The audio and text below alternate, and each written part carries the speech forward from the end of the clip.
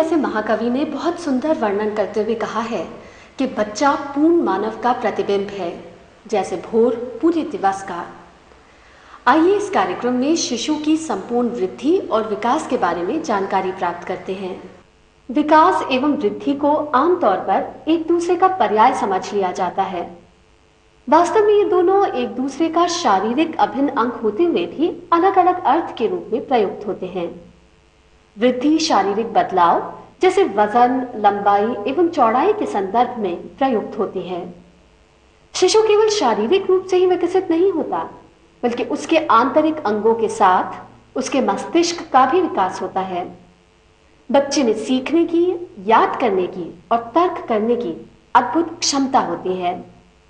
बच्चे का विकास शारीरिक और मानसिक स्तर पर समान रूप से होता है। विकास शब्द गुणात्मक और परिणामात्मक बदलाव के संदर्भ में प्रयुक्त होता है। विकास को बच्चों में होने वाले क्रमबद्ध बदलाव के संदर्भ में परिभाषित किया जा सकता है। दूसरे शब्दों में विकास को बच्चे की सीखने और परिपक्वता प्राप्त करने की क्षमता का परिणाम कह सकते हैं, जिसमें मस्तिष्क कोशिकाओं की परिपक्वता और वस्तुओं में विभिन्नता करने की क्षमता भी सम्मिलित है। शिशु का वर्गीकरण जन्म के पश्चात आयु के अनुसार इस प्रकार है। नवजात शिशु या नियोनेट 0 से 28 दिन के बच्चे को कहते हैं। जन्म से 1 वर्ष की अवस्था को शिशु या इन्फेंट अवस्था कहते हैं। 1 से 5 वर्ष तक के समय को शैशव या टॉडलर अवस्था कहा जाता है। प्रसव के पूर्व तथा प्रसव के पश्चात 6 महीने तक शिशु का शारीरिक विकास तेजी से होता है। प्रसव वर्ष के अंत तक विकास का क्रम धीमा हो जाता है तथा युवावस्था आने तक विकास सामान्य गति से होता है।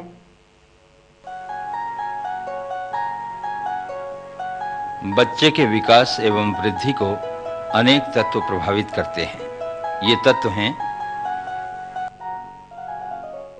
शिशु की वृद्धि एवं विकास उसके माता-पिता के गुणों से प्रभावित होते हैं, जैसे लंबाई, रंग, शारीरिक रचना, मानसिक विकास इत्यादि। घर का वातावरण भी कुछ हद तक शिशु के विकास को प्रभावित करता है। क्रोमोसोमों की कुछ असामान्यताएं शिशु की वृद्धि एवं विकास को प्रभावित करती हैं, जैसे कि टर्नर सिंड्रोम और डाउन सिंड्रोम वाले बच्चों में देखा जा सकता है। अच्छे स्वास्थ्य एवं पौष्टिक आहार के कारण प्रारंभिक विकास तेजी से होता है, जबकि पौष्टिक आहार की कमी और खराब स्वास्थ्य से विकास की गति धीमी हो जाती है। जिन बच्चों में प्रारंभिक अवस्था में टीकाकरण द्वारा विभिन्न बीमारियों के विरुद्ध प्रतिरक्षण की क्षमता विकसित की जाती है, उनका शारीरिक विकास एवं वृद्धि उन बच्चों की अपेक्षा तेजी से होती है जिनमें प्रतिरक्षण की क्षमता विकसित नहीं हो पाती। शांत बच्चों का विकास उन बच्चों की अपेक्षा तेजी से होता है जो भावनात्मक तनाव से ग्रस्त रहते हैं। तनाव का प्रभाव बच्चे के वजन पर लंबाई की अपेक्षा अधिक पड़ता है। 2 या इससे अधिक साथ पैदा होने वाले बच्चों का विकास अकेले जन्मे बच्चों की अपेक्षा धीमा होता है। लड़के एवं लड़कियों के विकास में अंतर देखा गया है, जैसे कि एक विशेष आयु में लड़कों का विकास तेजी से होता है, ऐसे ही लड़कियों का विकास भी लड़कों की अपेक्षा एक विशेष आयु में अधिक होता है।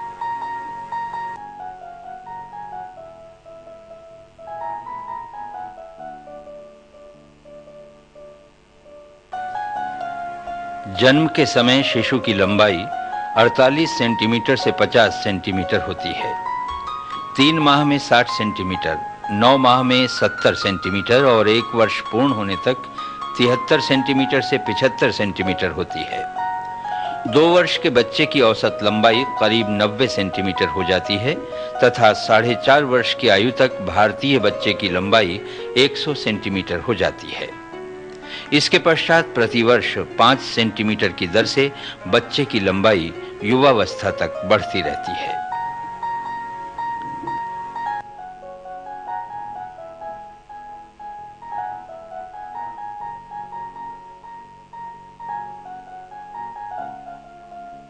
जन्म के समय भारत में नवजात शिशु का वजन 2500 ग्राम से 3200 ग्राम होता है। इसके बाद करीब 7 दिनों में शिशु का वजन जन्म से करीब 10% कम हो जाता है। ऐसा कोशिकीय तरल द्रव्य में कमी आने के कारण होता है। प्राय सभी सामान्य शिशुओं का वजन 10वें दिन से पुनः बढ़ने लगता है। प्रथम 3 माह तक वजन 25 से 30 ग्राम प्रतिदिन की दर से बढ़ता है। इसके बाद 400 ग्राम प्रति माह की दर से वजन में वृद्धि 1 वर्ष तक होती है। सामान्यतः 6 माह की आयु में शिशु का वजन जन्म से दुगना, 1 वर्ष की आयु में तिगुना एवं 2 वर्ष में 4 गुना हो जाता है। तत्पश्चात 3 से 7 वर्ष तक 2 किलोग्राम प्रति वर्ष की दर से वजन में वृद्धि होती है।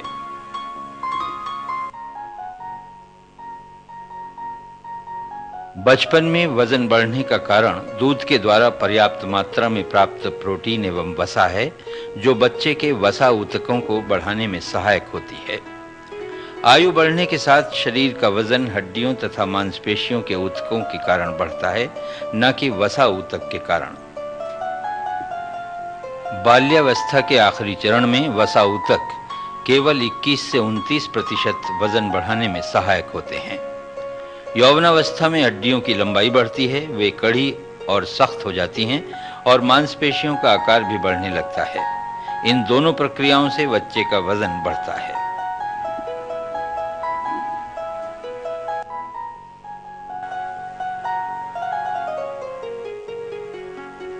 सिर की गोलाई जन्म के समय 33 से 35 सेंटीमीटर, 3 माह में लगभग 40 सेंटीमीटर, 1 वर्ष में 45 सेंटीमीटर और 2 वर्ष तक 48 सेंटीमीटर हो जाती है।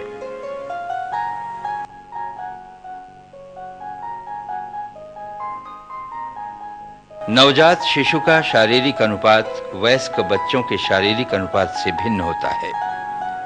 सामान्य रूप से इस अनुपात में भिन्नता विकास की विभिन्न अवस्थाओं के कारण होती है। जन्म से 6 महीने तक बच्चों में परिवर्तन धीमी गति से होता है। युवावस्था आने तक सिर वाला भाग धीमी गति से, हाथ पैरों की वृद्धि तेजी से और शरीर के ऊपरी भाग का विकास न बहुत धीमा न बहुत तेज होता है। शरीर के विभिन्न भाग विभिन्न अवस्थाओं में धीमी या तेज गति से बढ़ते हैं और प्रत्येक भाग अपने निश्चित समय में पूर्ण आकार प्राप्त कर लेता है। वयस्क बच्चे के सिर का आकार उसके जन्म से दुगना होता है।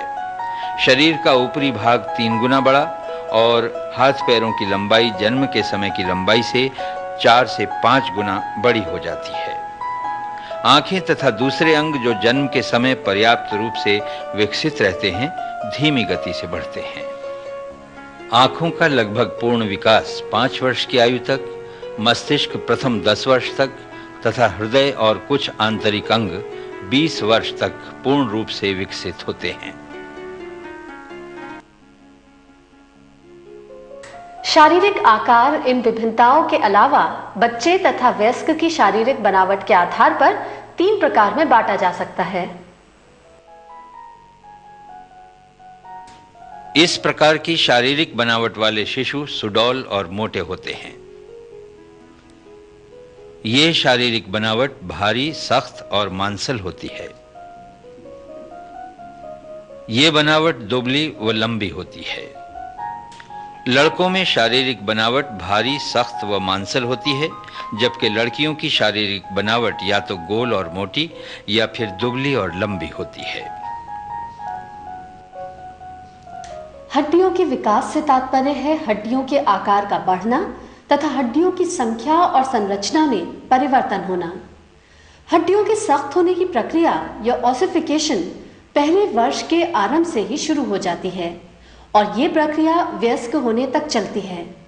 हड्डियों के सख्त होने की प्रक्रिया शरीर के विभिन्न भागों में विभिन्न दरों एवं अनुपात में होती है। बच्चे के कपाल पर बीच वाला नर्म स्थान, जिसे फोंटेनल कहते हैं, स्वस्थ बच्चों में 18 महीने तक सख्त हो जाता है, परंतु टांगों की लंबी हड्डियां वयस्कावस्था तक कड़ी हो पाती हैं। अस्थियों का कड़ा होना थायराइड ग्रंथि के स्राव पर निर्भर करता है। हार्मोन स्राव की कमी के कारण हड्डियों के सख्त होने की प्रक्रिया देर से हो सकती है। पौष्टिक आहार तथा हड्डियों के बड़े होने की प्रक्रिया में घनिष्ठ संबंध है। पौष्टिक आहार की कमी से शरीर में आवश्यक खनिज, मुख्यतः कैल्शियम और फास्फोरस की मात्रा कम हो जाती है, जिससे अस्थियों के सख्त होने की प्रक्रिया प्रभावित होती है। ऐसी परिस्थिति में बच्चों की पैरों की हड्डियां टेढ़ी मेढ़ी हो सकती हैं, क्योंकि हड्डियों में सख्ती न होने के कारण वे शरीर के बोझ को सहन करने में असमर्थ हो जाती हैं।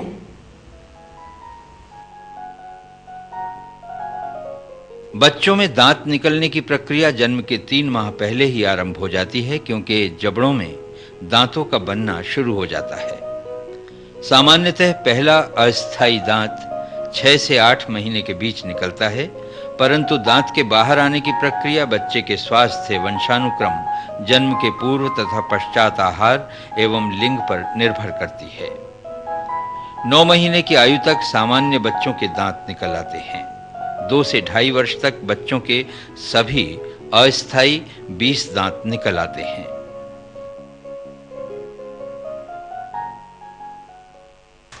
मोटर डेवलपमेंट या शारीरिक अंगों के संचालन के विकास का अर्थ है स्नायु, स्नायु तंत्र और मांसपेशियों के समन्वयन से शरीर के विभिन्न भागों के संचालन पर नियंत्रण।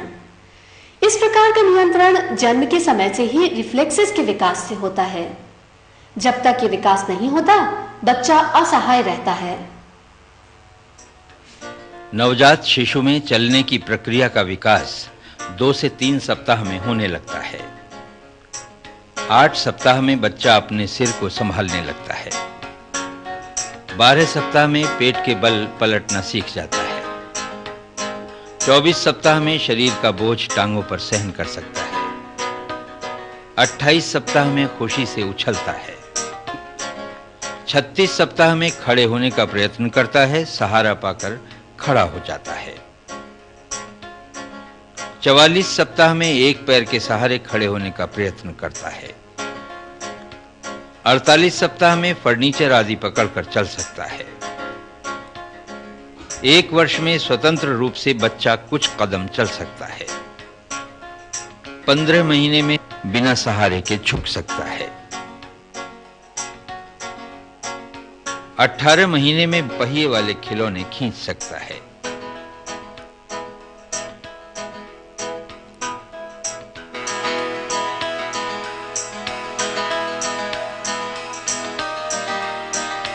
दो वर्ष में बच्चा बिना गिरे हुए झुककर फर्श से चीजें उठा सकता है, गेंद खेल सकता है व पैरों से गेंद मार सकता है। 2.5 वर्ष का बच्चा पंजों के सहारे चल सकता है, दोनों पैरों पर कूद सकता है। 3 वर्ष में एक सीढ़ी पर एक पैर रखकर सीढ़ी चढ़ सकता है, नीचे की सीढ़ी से कूद सकता है। 4 वर्ष का बच्चा सीढ़ियों से सरलता से उतर सकता है। 5 वर्ष में दोनों पैरों पर कूद सकता है। शुरू में बच्चा जब बिना सहारे के चलता है तो उसके कदम छोटे होते हैं। 15 महीने का होते होते इनकी लंबाई बढ़ती रहती है। इसके बाद कदम रखने की दूरी नियमित हो जाती है। यद्यपि एड़ियां फर्श पर नहीं टिकती, बाद में बच्चा पैरों के पंजे समानांतर रखता है और तलवों को फर्श पर रखने लगता है।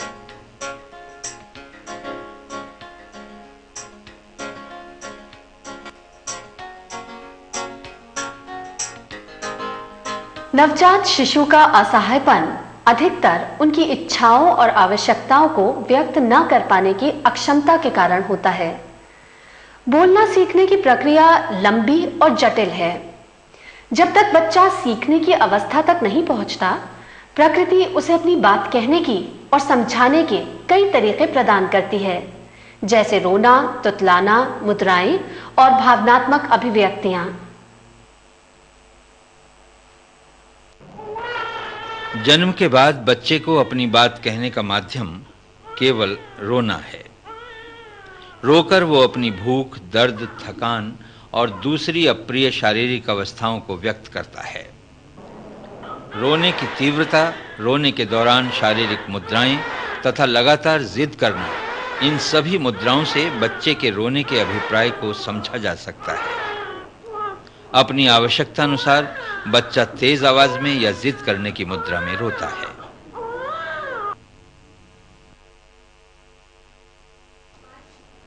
बोलना सीखने से पहले स्वयं को व्यक्त करने का दूसरा तरीका बच्चों का तुतलाना होता है। रोने के अतिरिक्त बच्चा कुछ विशेष आवाजें निकालता है, जैसे माँ, दा, पा आदि। और बाद में अभ्यास से ध्वनि नियंत्रण के कारण बच्चा इन आवाजों को साथ साथ 2 बार बोलता है, जैसे मामा, दादा, ताता आदि। स्वर तंतु या वोकल कॉर्ड पर हवा के दबाव से नियंत्रण सीख लेने से बच्चा अपनी इच्छा से आवाजों का उच्चारण करता है। सीखने की प्रक्रिया में 3 प्रकार की भिन्न परंतु परस्पर संबंधित अवस्थाएं सम्मिलित हैं। शब्दों का उच्चारण सीखना, नए शब्द सीखना, वाक्य बनाना। बोलना सीखने के प्रथम चरण में शब्दों का उच्चारण है, जो कि बच्चा दूसरों की नकल करके सीखता है। मुख्यतः बच्चे पहले उन शब्दों का अर्थ सीखते हैं जिनकी उन्हें अपने व्यवहार के लिए बहुत आवश्यकता होती है। बच्चे जब बोलना सीख जाते हैं तो ये अनुमान लगाया जाता है कि 3 से 4 वर्ष का सामान्य बालक एक दिन में 1500 शब्द बोलता है। हर वर्ष आयु बढ़ने के साथ साथ वो विभिन्न शब्द सीखता है। बच्चों का बौद्धिक स्तर उनके बोलने की क्षमता से आंका जाता है। ये प्राय देखा गया है कि उच्च बुद्धि वाले बच्चे जल्दी बोलना सीख लेते हैं तथा आकर्षक और ज्यादा बोलने वाले होते हैं। बच्चे जैसे जैसे बड़े होते हैं वे एक दूसरे से अधिक बातें करते हैं। इससे उनके सामाजिक संबंध बनते हैं और उनका खेल ज्यादा आनंददायक बन जाता है।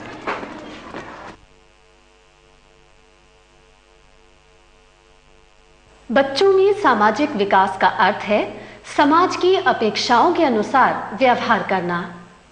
बच्चों का समाज में व्यवहार उनके बचपन में ही निर्धारित हो जाता है और शुरुआती सामाजिक अनुभव एवं व्यवहार ये निर्धारित करते हैं कि बच्चा वयस्क होकर समाज में किस प्रकार का व्यवहार करेगा। सर्वप्रथम बच्चे का सामाजिक विकास मां के माध्यम से होता है। फिर परिवार के सदस्यों, हम उम्र बच्चों, स्कूल के सहपाठियों एवं समाज के अन्य घटकों से परिचित होता है।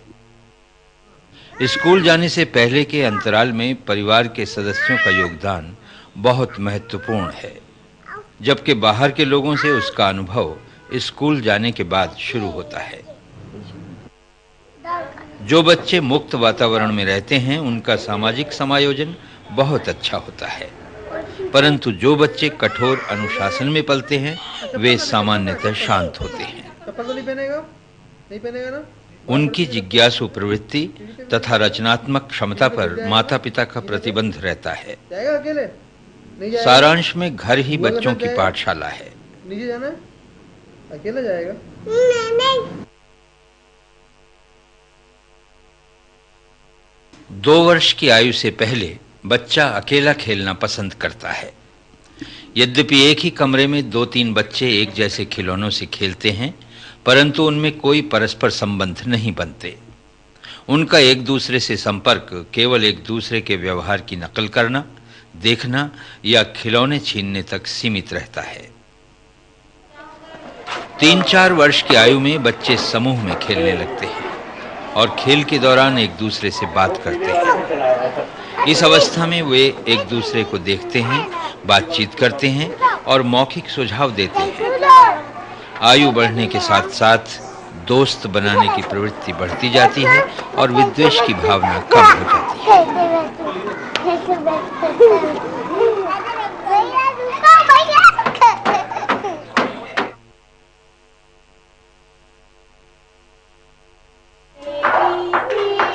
नर्सरी स्कूल, बाल विहार तथा देखभाल केंद्रों का सबसे अधिक योगदान इस दिशा में है कि बच्चे यहाँ प्रशिक्षित शिक्षकों के मार्गदर्शन में समाज से व्यवहार करना और दूसरे सामाजिक अनुभव सीखते हैं। शिक्षक उनके आपसी संपर्क को आनंददायक बनाने में सहायक होते हैं। टेलीविजन से बच्चे कई प्रकार की जानकारी प्राप्त कर सकते हैं, परंतु इसके दुष्प्रभाव से बच्चों को बचाने के लिए उनकी उम्र, टेलीविजन देखने का समय निश्चित होना चाहिए। माता-पिता को ऐसे कार्यक्रमों का चयन करना चाहिए जो बच्चों के रचनात्मक विकास में सहायता कर सके। इस प्रकार हम कह सकते हैं कि सामाजिक विकास एक सतत प्रक्रिया है। ये बच्चे के शैशवकाल में उसकी मुस्कान से शुरू होती है।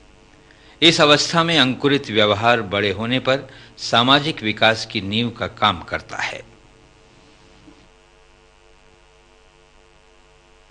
भावनाओं का जीवन में बहुत महत्व है। ये किस प्रकार विकसित होते हैं और किस प्रकार व्यक्तिगत और सामाजिक समायोजन पर प्रभाव डालते हैं, ये जानना बहुत आवश्यक है। बच्चे की 1 वर्ष की आयु से पहले ही उसके भावनात्मक अनुभव वयस्कों के समान दिखने लगते हैं। छोटे बच्चे अपनी नाराजगी या गुस्सा चिल्लाकर या रोकर व्यक्त करते हैं। बाद में यही व्यवहार चीजों को फेंकने, शरीर को कड़ा करने, भाग जाने, छुप जाने व मौखिक मुद्राएं बनाने में दिखाई देता है। आयु बढ़ने के साथ-साथ प्रतिक्रियाएं भाषा में बदल जाती हैं, जिसके सहारे बच्चे अपनी प्रतिक्रिया व्यक्त करते हैं।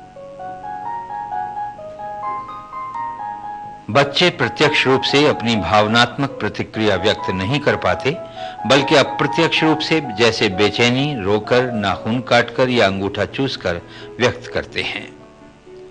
बच्चों में नकारात्मक भावनाएं प्राय भय, चिंता, झिझक, विद्वेष, दुख या क्रोध के रूप में व्यक्त होती हैं। ऐसे में बच्चों में निरुत्साह, अरुचि, भूख न लगना, नींद न आना, डरावने सपने आना, रोना और देर तक दुखी रहने की भावनाएं व्यक्त होती हैं।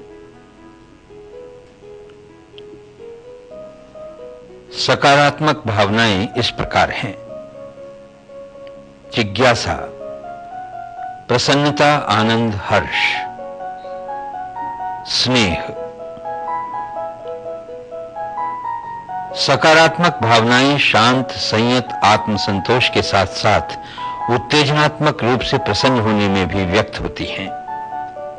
बच्चा 3-4 महीने की आयु में हंसना शुरू कर देता है। उम्र बढ़ने के साथ हंसने की तीव्रता बढ़ती जाती है।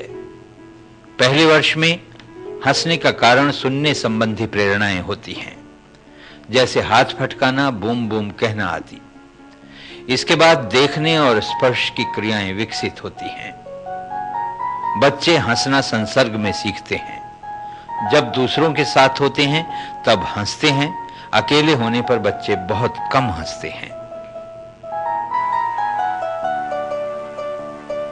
बच्चे के मानसिक विकास तथा सीखने की प्रक्रिया और ज्ञान प्राप्त करने की क्षमता को बौद्धिक विकास कहते हैं।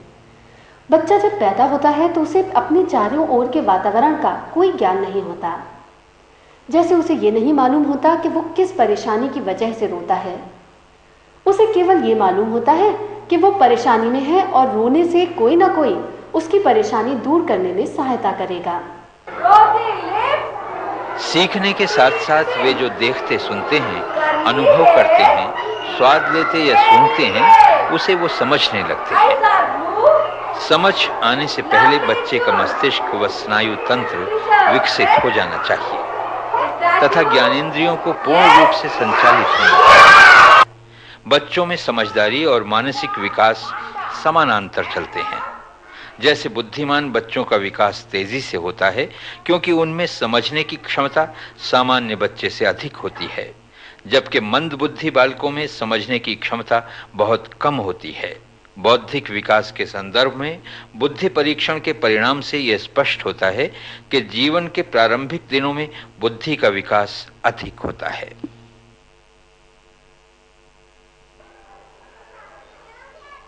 ज्ञान विकास का सबसे महत्वपूर्ण अंग है।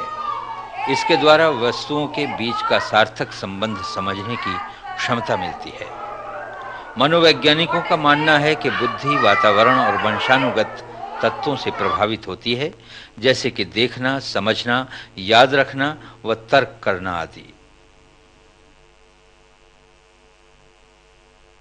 पहला बुद्धि परीक्षण 1896 में बिनेट और साइमन द्वारा किया गया था। उन्होंने मानसिक आयु की धारणा को विकसित किया। उन्होंने ये परिणाम निकाला कि जो बच्चा 5 वर्ष की आयु के लिए निर्धारित परीक्षण कर सका और 6 वर्ष के स्तर तक नहीं पहुंच सका, उसकी मानसिक आयु 5 वर्ष निर्धारित की जाएगी। इस तरह मानसिक आयु की धारणा ने बुद्धि के स्तर को तो निर्धारित कर दिया, लेकिन बुद्धिमानी और मंदबुद्धि के व्यक्तिगत स्तर पर कोई निष्कर्ष नहीं निकाला।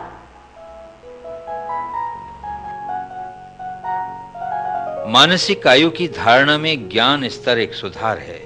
इसमें मानसिक आयु को भौतिक आयु से गुणा करके 100 से भाग दिया जाता है, अर्थात